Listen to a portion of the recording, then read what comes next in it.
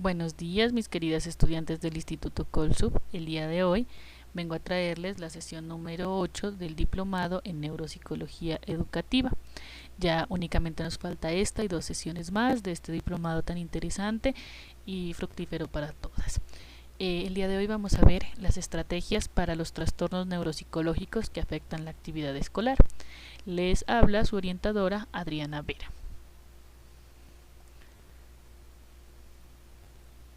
Primero que todo debemos de tener en cuenta que hay una clasificación según la diversidad funcional.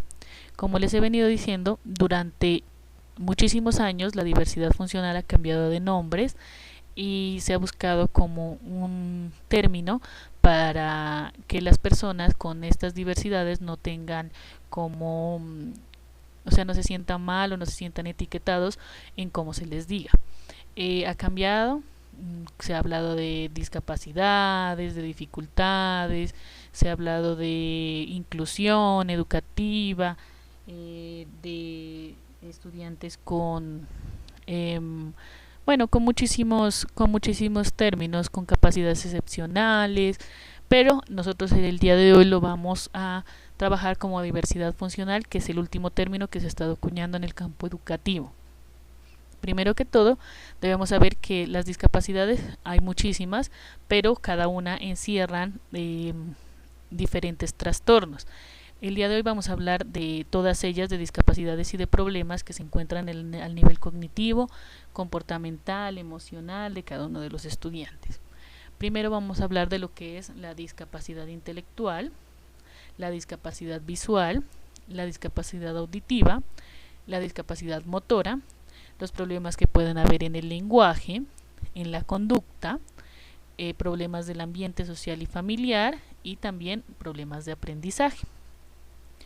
Primero que todo debemos saber que existen planes de acción específicas para definir qué personas tienen dificultades, pues dificultades o pues ya traen alguna como tal alguna diversidad funcional. Primero que todo se tiene que hacer y definir una población diagnóstico. ¿Qué quiere decir esto? Debemos de clasificar a los estudiantes que traigan diagnósticos desde sus casas y que nos hagan saber cuáles son el inconveniente que tiene cada uno de los niños. Eso no lo podemos definir nosotras, yo ya se los he dicho muchas veces.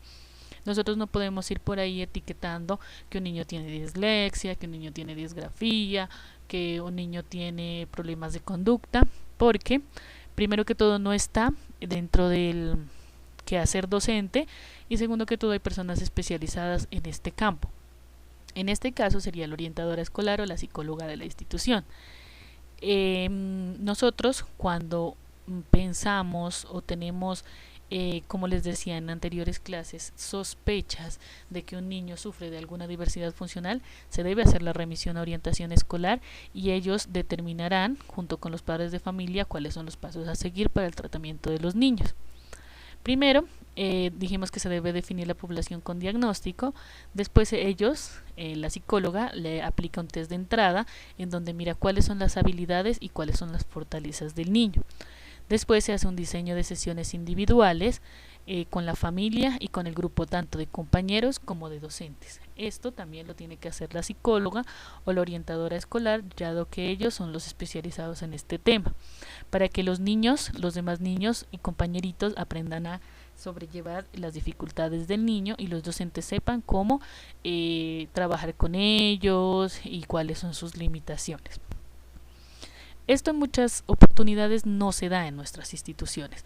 Nos toca a nosotros como docentes ver cómo vamos a trabajar con ellos, cómo los demás niños se puedan relacionar.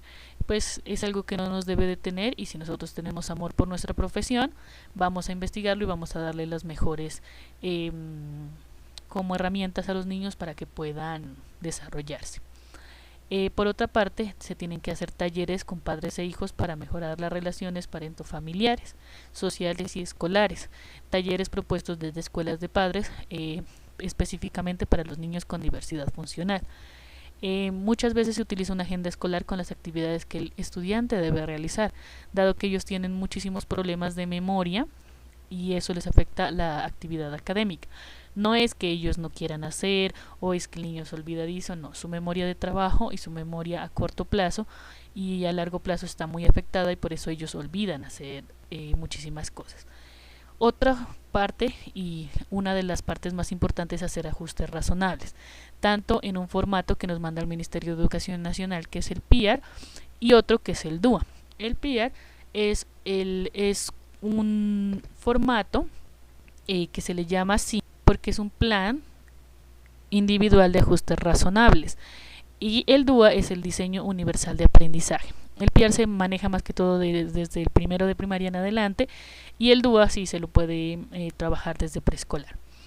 No me voy a detener mucho en este tema, pero les prometo que para la próxima clase me voy a detener en cómo se hace un PIAR rápidamente y un DUA, porque el PIAR tiene muchísimas hojas para trabajarse. Pero les voy a explicar un poco por si de pronto a ustedes les aparece que en su trabajo tienen que hacerlo, ya más o menos sabrán más o menos cómo tienen que abordarlo y cómo se debe trabajar con un niño con diversidad funcional. La sesión de hoy es bastante larga, entonces no me voy a detener en estos dos puntos, pero sí lo voy a hacer para la próxima clase. Bueno, primero que todo vamos a ver la discapacidad intelectual. Vamos a hablar de ella. La discapacidad intelectual, aquí se encuentra el retardo mental y el funcionamiento cognitivo bajo, moderado, leve, todas esas personas que tienen un funcionamiento cognitivo diferente a los demás. Tienen una dificultad en la atención sostenida, eso quiere decir que no pueden mantener mucho tiempo su atención, y en la atención selectiva. Ellos tienen mucha dificultad en coger y ponerle atención a una sola cosa. Por ejemplo, en clase, poner atención en clase, algo que están explicando. Muchas veces pasa que estas personas están pensando en otras cosas y nosotros pensamos que nos están poniendo atención, pero no es así. Todo esto se relaciona con la inquietud motora. ¿Qué quiere decir esto de la inquietud motora? La inquietud motora es como cuando una persona se mueve involuntariamente, empieza a mover sus manos, tienen tics nerviosos o se mueven de maneras muy extrañas. Entonces eso está directamente relacionado con la atención, porque al moverse de estas maneras ellos tienen o tienden a distraerse con facilidad. Otra parte también es que ellos se les dificulta mucho la organización y la información y la memoria de trabajo. Por eso les digo que se debe trabajar con agendas, tener una muy buena comunicación con los padres de familia y profesores, hacer como una tríada para entre la institución, el profesor y el docente para que el niño salga adelante. Sus aptitudes académicas se ven afectadas y están por debajo de lo esperado para su edad cronológica, interfieren significativamente con su rendimiento académico. Como les decía, nosotros tenemos dos niños con discapacidad intelectual en el colegio. Hay uno que tiene 16 años y su edad cronológica es de un niño de 7 años. Entonces uno los ve como adultos, se los mira físicamente normales, pero en realidad su mente, su cerebro es de un niño pequeño y por eso no pueden hacer muchísimas cosas. Entonces hay que tener mucho cuidado con eso. Yo en esta sesión les voy a dar herramientas de cómo ustedes pueden o tienen estrategias para atender a esta población. Primero que todo, les traje algunas y les voy a dar otras. Primero es brindarles un mayor número de experiencias variadas. A ellos no se les puede colocar las mismas tareas que a los demás porque se cansan con facilidad, para que ellos aprendan lo que les enseñamos. Se debe utilizar material didáctico que sea multisensorial. La clase pasada hablábamos de estos materiales para trabajar la parte sensorial de los niños.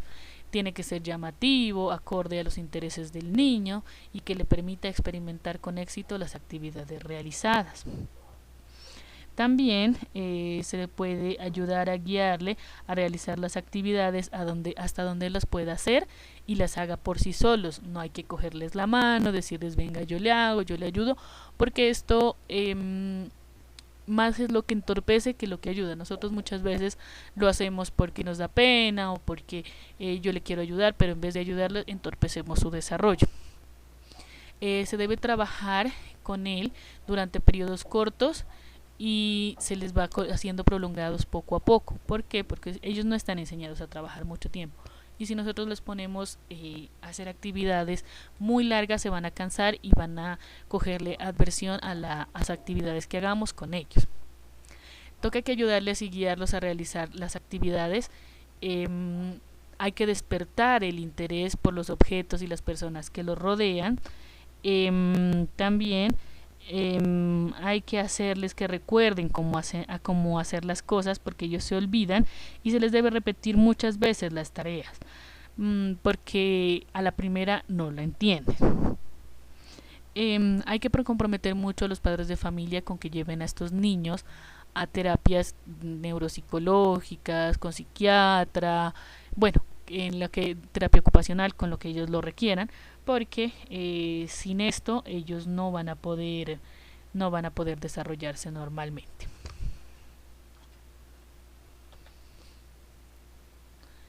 Ahora vamos a hablar de la discapacidad auditiva.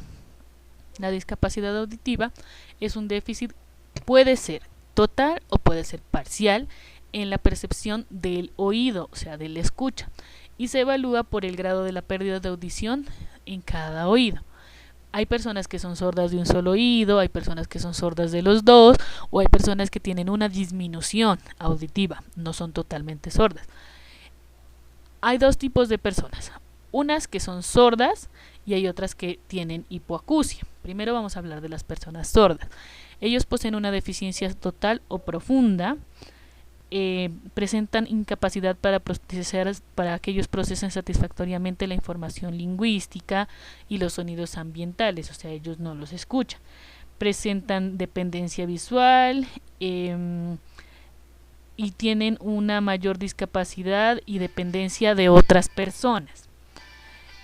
Por otra parte, son muy intolerantes a la frustración, se sienten frustrados con facilidad, en ocasiones se muestran inquietos, al no comprender ellos procuran salirse de la clase, molestar porque no entienden lo que está pasando. Se muestran muchas veces, ellos son tímidos, retraídos, agresivos por no comprender lo que está pasando en el mundo. Por otra parte, hablamos de las personas con hipoacusia. Estas personas poseen una deficiencia parcial, o sea que no son totalmente sordas. Cuentan con un resto auditivo, el cual puede mejorar con el uso de audífonos. Estos son los implantes cocleares. Los implantes cocleares son bastante costosos y hay personas que no los logran adquirir, más que todas las de estrato social bajo. Ese aparato es un aparato electrónico que amplifica los sonidos y los hace escuchar mejor. Nosotros hasta el año pasado se graduó un chico con hipoacusia, se llamaba Juanito, y él tenía ese implante coclear, pero valía alrededor de 30 millones de pesos el implante. Entonces, ese le permitía el escuchar, él tenía el sentido del lenguaje lo tenía muy poco desarrollado, pero era un estudiante muy pilo, se graduó con todos los honores del colegio, se ganó casi todas las distinciones y ahorita está estudiando en la Universidad de Nariño Química. Entonces son personas que se pueden seguir desarrollando normalmente y pueden tener una vida normal. Algunas estrategias para la atención de ellos es hablarles lo más cerca posible, colocarlos en una misma altura enfrente de ellos, no que nosotros quedemos más altos. Tenemos que ser expresivos sin exagerar ni gesticular en exceso. Muchas veces Juanito por ejemplo se reía porque le hablaban y le hablaban duro. Él escuchaba perfectamente con su aparato y decía que no le hablaran tan duro pues porque él escuchaba perfectamente, o la gente tiende a gesticular, o sea, a mover los labios como exageradamente, ¿me escuchas? Como esa de la película de Buscando a Nemo, que mueve la boca ese pez azul, así. O sea, no es necesario, a ellos no hay que gesticularles porque muchos aprenden a leer los labios. Hay que nomás ser claros, tener un tono de voz adecuado y ellos entienden perfectamente. Siempre se debe sentar el niño de espaldas a la luz natural. Esto se debe dar y se debe poner siempre frente a la cara del hablante, o sea, del hablante pues sería en este caso el profesor, y cerca de un compañero que sí oiga y que se distinga por tener empatía con él para que le ayude cuando se pierde o se dispersa o se siente distraído. Al caminar por el aula o escribir en el pizarrón no se deben realizar explicaciones o dar informaciones. No debemos andar corriendo por el aula y diciendo las cosas o paseándonos, porque él siempre va a seguir nuestros labios para entender. Entonces siempre tener como un lugar en donde nos vamos a parar y vamos a dar informaciones básicas para él. Por otra parte, ellos no pueden comunicar con facilidad sus sentimientos. Tratan de estar solos, no les gusta responder a los llamados, porque en el caso de Juanito le gustaba siempre estar solo, porque estar entre muchas personas les causa, les agobia, porque empiezan a hablar, hablan de una cosa o de otra, entonces ellos no distinguen esos sonidos y hace que los frustre muchísimo, entonces prefieren estar solos. A veces emiten unas vocalizaciones como extrañas, dicen cosas extrañas que no les entendemos, pero hay que tener mucha paciencia. Están pendientes de siempre de los labios. Chicas, ténganlo en cuenta, siempre están ellos pendientes de los labios, de lo que decimos, entonces debemos evitar ponernos tapabocas, por ejemplo, cuando estamos con gripa, porque si no ellos no nos van a entender absolutamente nada de lo que hablamos. Bueno, por otra parte, vamos a hablar de las personas con discapacidad visual. Estas personas con discapacidad visual, la mayoría de los niños con ceguera total, rotan muchísimo los ojos, los blanquean, como se dice coloquialmente. En niños con debilidad visual, los ojos hacen movimientos repentinos hacia los lados hasta que se encuentran en un punto donde ellos quieren fijar la vista. Hay dos clases de discapacidad visual, una que es la debilidad visual y otra que es la ceguera, y tenemos que tenerlo muy en cuenta.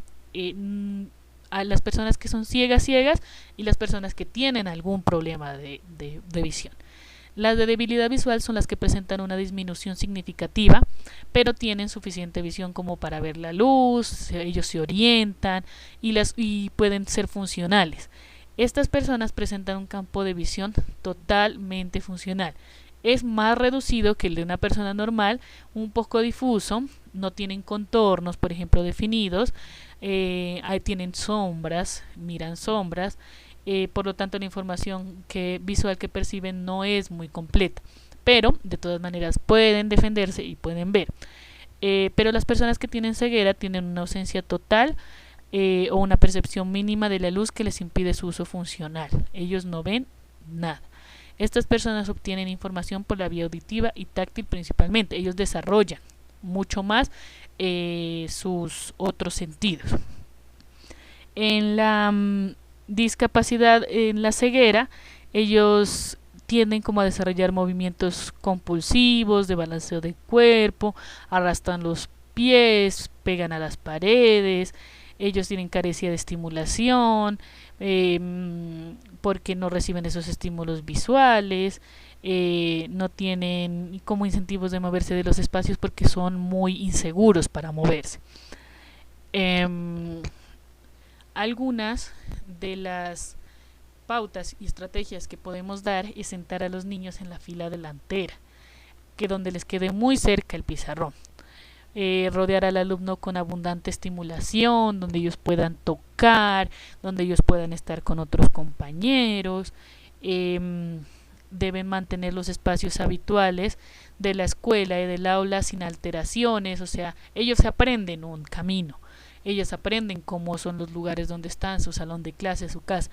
Y si ustedes les colocan, digamos, un tarro de basura o de pronto a la entrada cambiaron las sillas de lado, esto puede hacer que se entorpezca su forma al caminar, al moverse, y los hace hacer más inseguros. Suplir la percepción de los objetos mediante el tacto y el oído. Si ellos no nos pueden ver, nosotros les podemos pasar cosas para que toquen, para que sepan cómo son las formas, por medio del oído podemos enseñarles. Tenemos que mantenernos y utilizar materiales concretos, como en relieve, con dimensiones, proporcionarles cosas que nosotros les podamos explicar verbalmente, pasarles algo y nosotros irles como narrando lo que tienen en sus manos.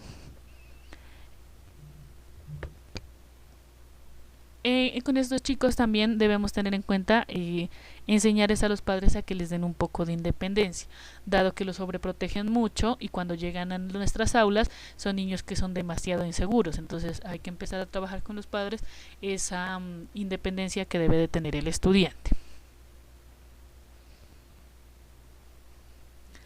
Por otra parte, vamos a hablar de la discapacidad motora. La discapacidad motora, esta se presenta de manera transitoria o permanente. Hay dos tipos de discapacidad motora. Son las personas que tienen alguna alteración en su aparato motor debido como un deficiente funcionamiento en el sistema nervioso, en su tono muscular, óseo o articular. En muchos de ellos están relacionados en variables que limitan las actividades y que cualquier persona de su edad puede realizar, pero ellos no pueden hacerlo. Su cuerpo no permite una postura acorde a la necesidad de explorar el mundo, de que puedan conseguir las cosas, de que puedan acceder, así que no pueden tener como estímulos adecuados para desarrollarse. Ellos tienen incapacidad para mantener la atención por periodos prolongados de tiempo, se distraen muy fácilmente mirando cosas, escuchando otras, o sea, cualquier sonido los distrae y tienen perturbaciones en cuanto a la percepción. ¿Qué quiere decir eso? Que cualquier cosa los incomoda, si los rozas, si los tocas, si sienten, ellos tienen mucha perturbación con la percepción. Tienen incapacidad para centrar en forma adecuada la atención sobre los estímulos que les interesen e inhibir voluntariamente los innecesarios.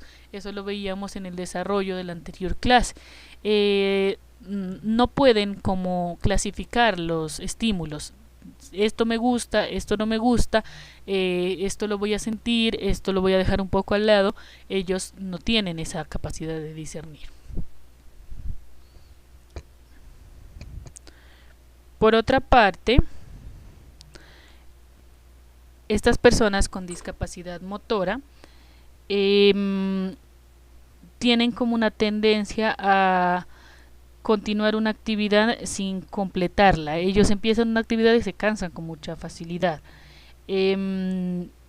Ellos tienen un problema de autoconcepto y tienen una autoestima muy baja por su imagen corporal, porque son niños que no pueden mover bien sus piernas, sus brazos, entonces tienen baja autoestima. Tienen muchos problemas en las habilidades motoras y en las habilidades finas, tanto en las finas como en las gruesas, tienen muchas debilidades para trabajar con eso. Estrategias de atención para estos estudiantes.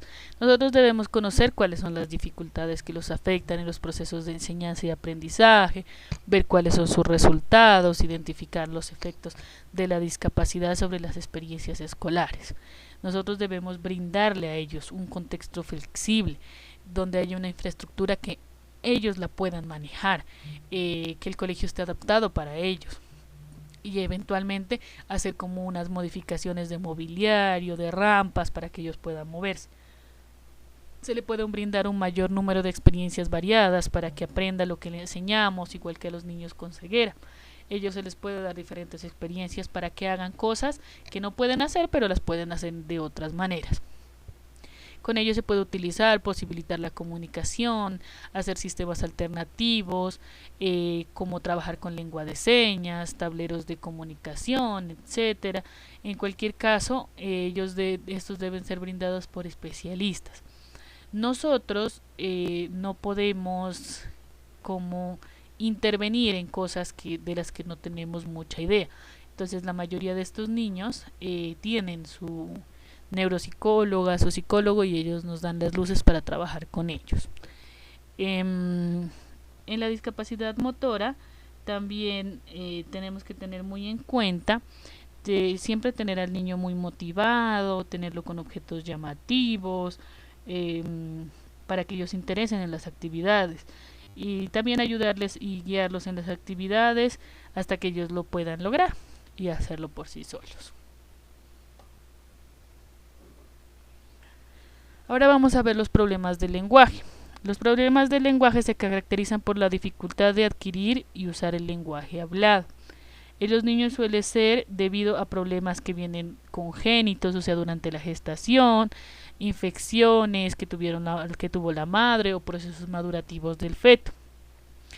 En estos niños se presenta baja autoestima, inseguridad, retraimiento, porque el lenguaje es muy importante para desarrollarse como ser social. Se da cuenta de que habla mal y para no pasar malos ratos, pues ellos tratan de no expresarse, de no decir las cosas. En algunos casos, las partes responsables del lenguaje maduran más tarde, produciéndose un retraso en el lenguaje. De que pueden lograrlo y pueden salir adelante, lo pueden hacer, pero su autoestima es una de las cosas más importantes que se debe trabajar para que estos niños no entren en un retraimiento social. Presentan un retraso significativo respecto a otros individuos de su misma edad, en la adquisición y en la maduración de muchos procesos. También en los esquemas motrices. Miren, todos los niños que tienen problemas de lenguaje tienen problemas también en su motricidad. Nosotros vemos que son torpes para jugar, para practicar algunos deportes, entonces ellos tienen ese problema de maduración y también tienen problemas en la producción de las palabras. Aquí encontramos niños que tienen niños tartamudos, niños que tienen dislalias. Entonces eso afecta muchísimo a los esquemas motrices de la persona.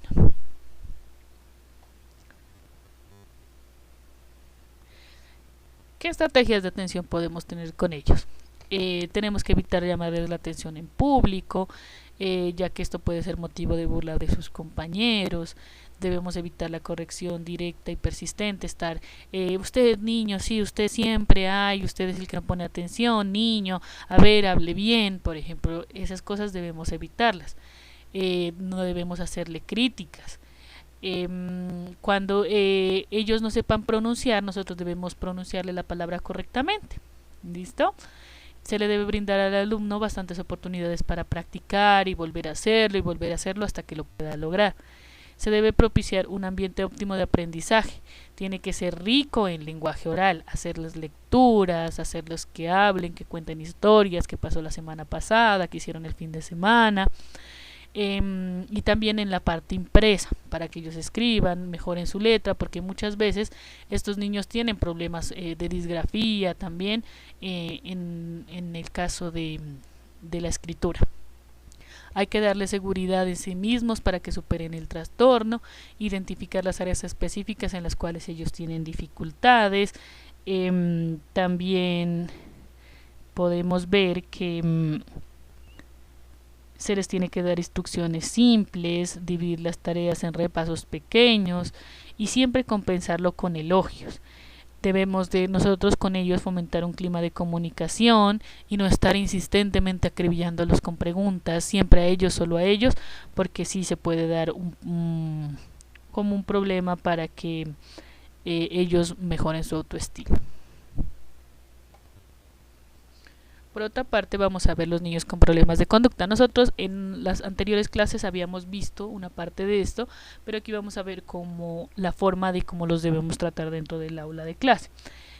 Con los problemas de conducta, a ellos se les dificulta controlar sus impulsos, atentan continuamente contra los derechos de los demás, atentan contra sí mismo, contra los profesores. A ellos les cuesta trabajo adaptarse a cualquier situación de convivencia.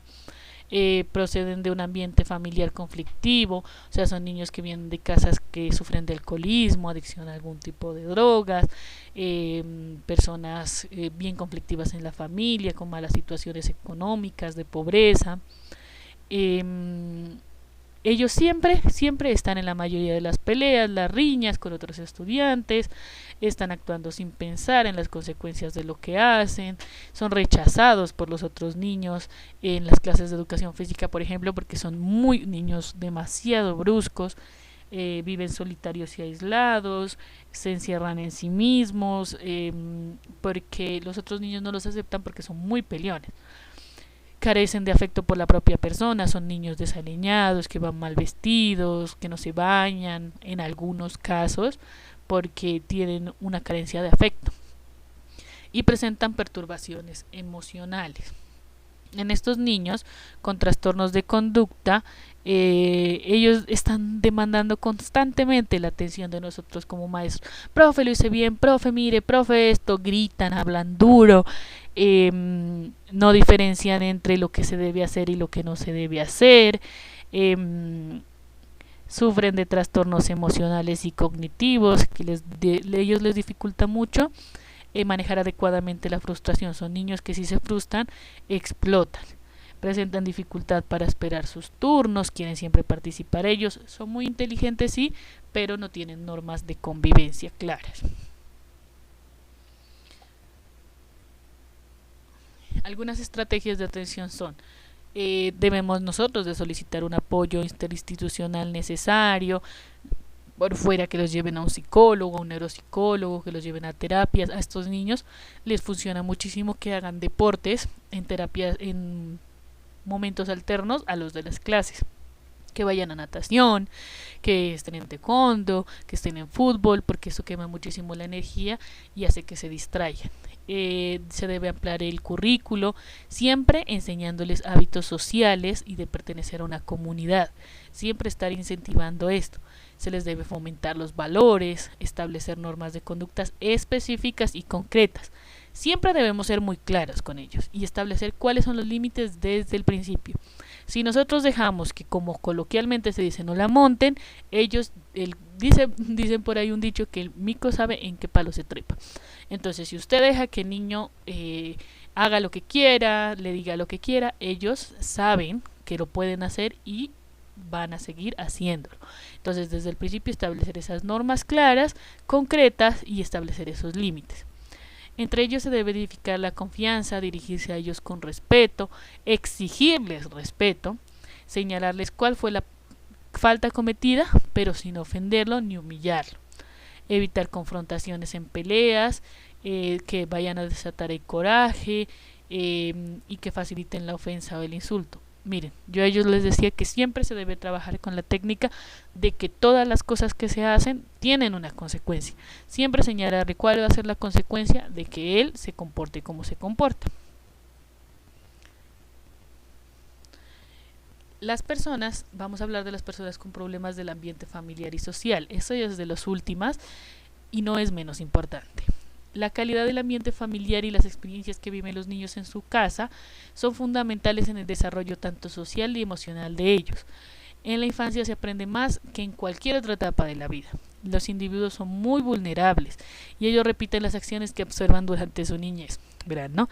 Nosotros en el preescolar teníamos una niña, vamos a llamarle Luisita, que se llamaba.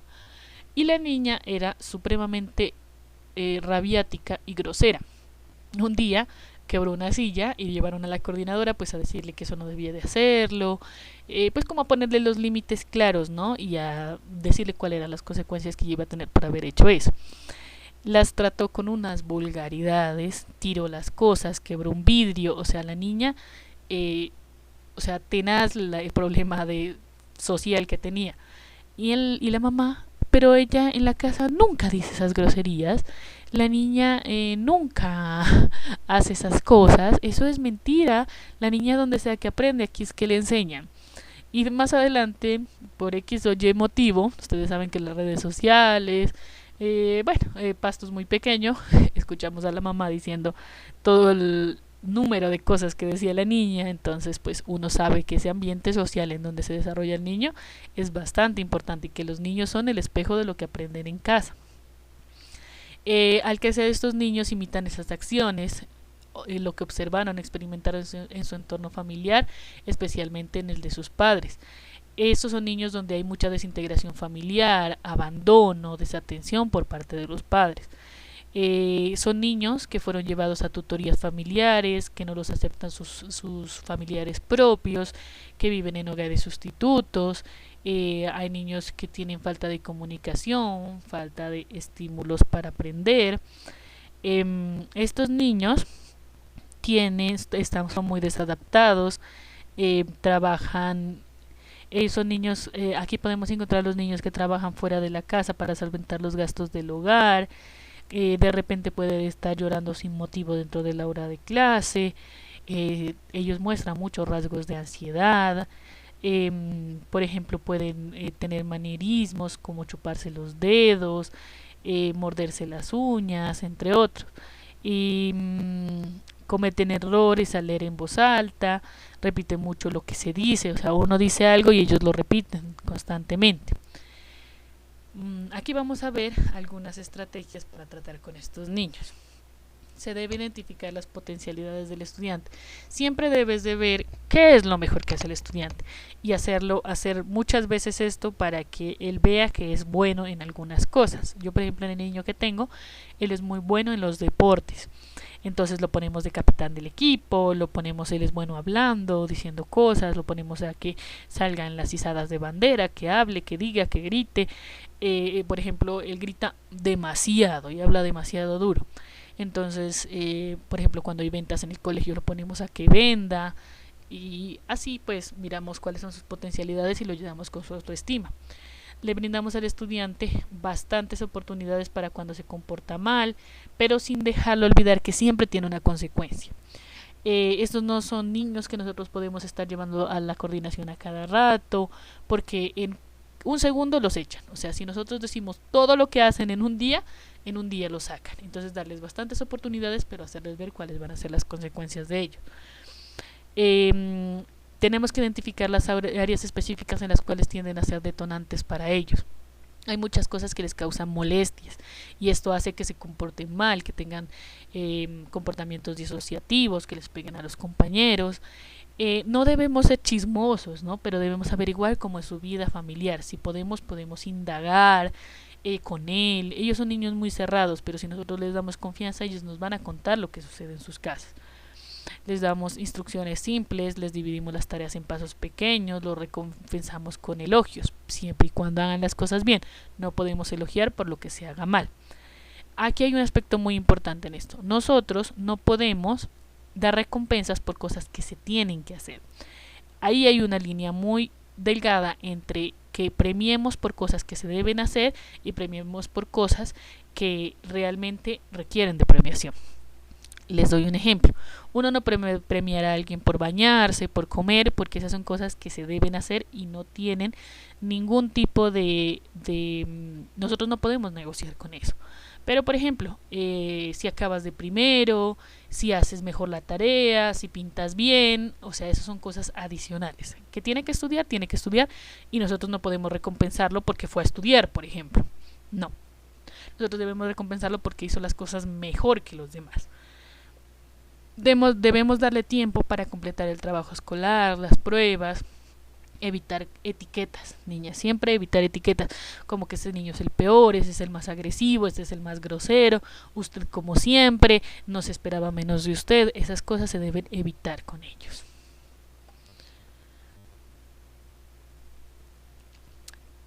El último son los problemas de aprendizaje. Estos los miramos bien detenidamente en la clase pasada. Los vamos a nombrar porque están aquí dentro de la sesión del día de hoy. Los problemas de aprendizaje son trastornos que afectan la capacidad de entender o usar el lenguaje hablado o escrito, de hacer operaciones matemáticas, coordinar los movimientos o dirigir la atención. Si bien los problemas de aprendizaje se presentan en los niños muy pequeños, los trastornos no se suelen conocer hasta cuando el niño alcanza la edad escolar. Ahí es donde nos damos cuenta que el niño tiene problemas de aprendizaje porque se empieza a quedar en los años, empieza a perder materias, no aprende a leer, no aprende a sumar. Entonces ahí es donde vemos que tienen problemas de aprendizaje. Algunas estrategias para estos niños es: una vez que se haga la primera atención de la evaluación y se mire cuáles son los problemas, se debe hacer un abordaje básico y enseñar esas destrezas del aprendizaje básicos. Se les manda actividades adicionales para que en la casa les estén reforzando. Se miran las fortalezas del niño, se corrige, se lo puede recompensar. Se puede compensar las debilidades y las discapacidades que él tenga. buscando las fortalezas del niño. También se puede participar en otras aquí sí debemos buscar ayuda de otros profesionales como terapeutas del habla, ocupacionales, del lenguaje. Hay algunos niños que tienen que tomar medicamentos y pueden ayudarle a mejorar su atención, su concentración, y también se pueden emplear psicoterapias. Lo último que yo creo, y yo personalmente se los digo, siendo una niña TDAH, porque yo sufrí de trastorno de hiperactividad y hasta ahora pues padezco algunas secuelas de ello, es que lo último que se debe hacer con estos niños es medicarlos. Se debe llevar a terapia, se deben agotar todas las posibilidades para que el niño salga adelante, porque muchos de los medicamentos son adictivos, tienen efectos secundarios, o lo único que hacen es hacer que el niño se quede como un zombie para que se esté quieto en clase, los demás puedan avanzar y el niño no mejora en absolutamente nada. Entonces, evitar totalmente la medicación, eso ya sería como lo último. Muchísimas gracias mis chicas por la atención, espero que hayan entendido muy bien el tema y nos vemos en la próxima sesión. Un abrazo para todas.